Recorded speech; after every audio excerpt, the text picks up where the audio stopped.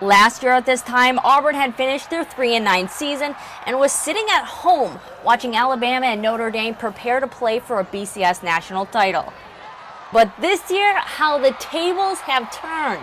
All I do is win, win, win, no matter what. The Tigers have only one loss this entire season and are ranked second in the country, preparing to play #1 Florida State for the Crystal Ball. From the Miracle at Jordan-Hare Stadium, it's 4th and 18 with 36 seconds to go. I was thinking we had it. Knew all we had to do was make a couple more stops. Get them to 4th and 18. It's almost as good as it gets. Somebody got to make a play. Those were the words that Coach said to us. We had a big one over the top in case they blitzed and went zero.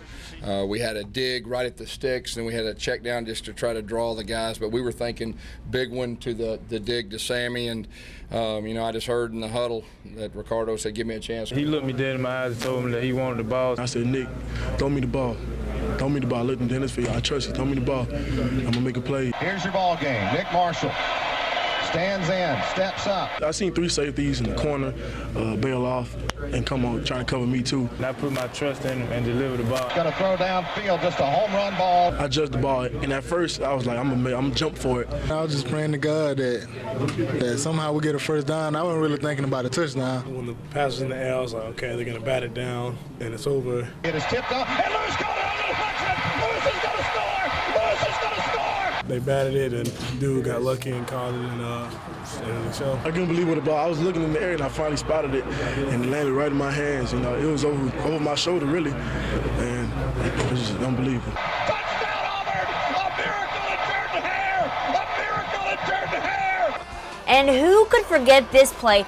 Alabama and Auburn in the Iron Bowl with 1 second left on the clock and the game tied at 28. Alabama lined up to attempt a field goal, and then this happened.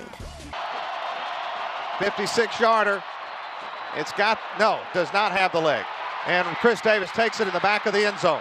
He'll run it out to the 10, 15, 20, 25, 30, 35, 40, 45, 50, 45. There goes Davis. Oh my God! Davis is going to run it all the way back. Auburn's going to win the football game. Auburn's going to win the football game. He ran the missed field goal back. He ran it back 109 yards. They're not going to keep him off the field tonight. Auburn wins. Auburn has won the Iron Bowl. All I do is win, win, win, no matter what. And on January 6th, the Tigers will have a chance to shock the world one more time if they beat Florida State in the BCS title game. And they stay there, and they stay there, and they stay there. 'Cause all I do is win, win, win. And if you going in, put your hands in the air, make them stay there. Ludacris going in on the verse because I've never been defeated and I won't stop now. Two dual threat quarterbacks from two different conferences, from two different backgrounds, will meet in Pasadena, California, with one major thing in common: the desire to take home a BCS national title. This BCS championship game could come down to which quarterback plays with the most consistency. Junior Auburn QB Nick Marshall is looking to keep the crystal ball in the SEC. You got to have confidence playing this position, and then that's all Coach Miles and Coach Lasser tell me about. You got to play with confidence, and then that's what I've been doing. Formerly a defensive back on the University of Georgia, he has a unique advantage of understanding the defense. This season, Marshall was named the Tigers' new starting quarterback, and he's literally been running their offense ever since. He's extremely hard to tackle, and he's very tough. He's a very good athlete, but he's very tough. And he's really impressed us this year. This season alone, he rushed for 1,023 yards, threw for 1,759 yards, and scored a combined 23 touchdowns. His capability of beating his opponent with both his running and passing ability is a concern for the Seminoles. The quarterback is very dynamic and running. They got a great quarterback. Marshall's opponent is redshirt freshman Jameis Winston. He won the Heisman Trophy this season and became the youngest player to ever do so. More than deserving of the award, he completed 237 of 349 passes for 3,820 yards, a freshman record 38 TD passes and 10 interceptions. We're playing the Heisman Trophy winner, the best player in college football, so we got our work cut out for us. Wild of the setback, the snap out of the gun. Winston looks, he got away from a sack, runs to his right, goes down the end zone, caught, touchdown FSU, Nick O'Leary. What a remarkable Houdini job by Jameis Winston. Call him famous Jameis. That is a remarkable play. My goodness. A multi-talented athlete, he was drafted by the Texas Rangers in the 15th round of the 2012 Major League Baseball draft right out of high school, but he decided to go to college instead. His drive for teamwork and winning. We can't leave him without a victory.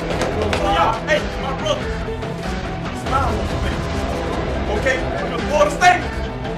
If we gonna do it then, we do it big. Let's go, baby. Be great individually for his team. I think are two things that keep that in perspective for him. 2 quarterbacks with 1 goal. Will Nick Marshall be able to keep the BCS in the SEC for the 8th year straight? Or will the Heisman Trophy winner, Jameis Winston, bring one back for the ACC?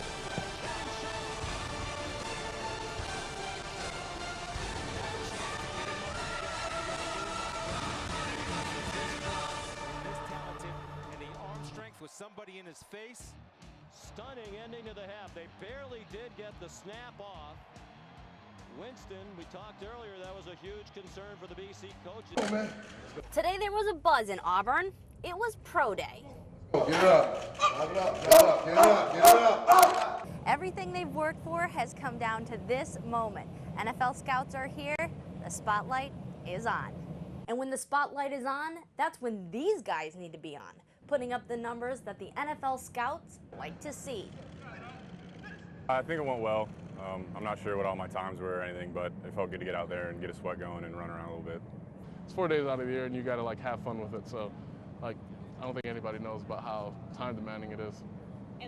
My main goal right now is to gain weight. I'm always gonna be fast. I think that, I'm always gonna be, that's one thing I have, is my speed, so I'm always gonna be fast. And Emory Blake brought along a special guest, his father and retired NFL quarterback, Jeff Blake. Been throwing it to him for a very long time. Somebody had to help me get ready for the seasons when I played, so he was my receiver during the off season. So. I was about 8 years old, catching NFL ball, so it's just something I've always been able to do. And once you get on the team, it's all up to you. And I just got to go and prove what I can do. And hopefully I land on the right team that can use me in the right ways.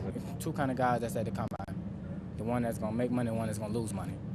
And that's that was my motto. I was just gonna go out there and be one of them guys, take them easy, try to do everything I can, and be excellent at everything I can do. How excellent were they? Well, that's up to the NFL to decide. The players will find out when draft day gets here. In Auburn, come on. Alexander Vitale, WTVM, Sports Leader 9. The Auburn High Tigers have reached uncharted territory, and they're loving every minute of it. Last week's win over Miguel Tulin earned the Tigers their first ever trip to the Alabama State Finals. It was really something to remember. Making history like that, it was definitely an exciting thing for not just me, but the whole city of Auburn. We're definitely excited, but we know we got one more game to finish this whole season out, and we're just gonna continue to just work hard. The city depend on us, the city count on us, so we got a lot to play for. We just know it's a bigger game. We got to play great this week, and we just got to win. Head coach Tim Carter has said it time and time again this season, big-time players make big-time plays in pressure-packed situations, and that's exactly what happened last Friday night against Miguel Tulin. We've had some special players. We've always had some really good players here. Sometimes coaching's overrated, and it takes the Jimmies and Joes, and we've got some great players and playmakers. These playmakers know they have their work cut out for them when they play Hoover for the state title. The Bucks have won 2 championships in 4 years, 7 titles since 2000.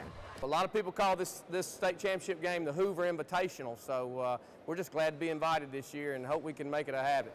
They run the same scheme as McGill Tulin, so that was a good challenge for us, and hopefully Friday we'll come out with a victory. If you'd have told me 8 years ago when I took this program over that we'd be at this point at this time, I don't know if I'd have believed you. But these kids have made me believers, and we're just kind of riding that storybook season. Hopefully we can get one more. Now the Tigers will head to Tuscaloosa to take on the defending state champs, the Hoover Buccaneers, at Bryant-Denny Stadium. In Auburn, Alexander Vitale, WTVM, Sports Leader 9. In this water is the key to every angler's dream.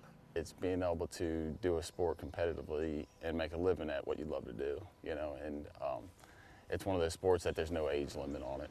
And since Grant Golbeck has been living the dream for 7 years now, he knows his way around the lake, which is going to come in very handy during the Bassmasters Elite Tournament coming up.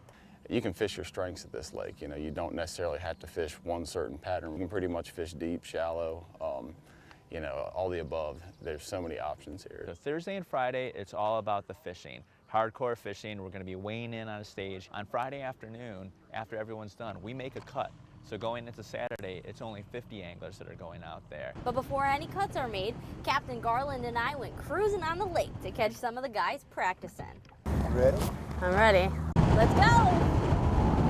They have vendettas. They have something they want to prove. They now know the lake, so they're going to go out there with their new strategies. When I asked Grant what his strategy is, he kind of kept it on the down low, but you can't really blame him.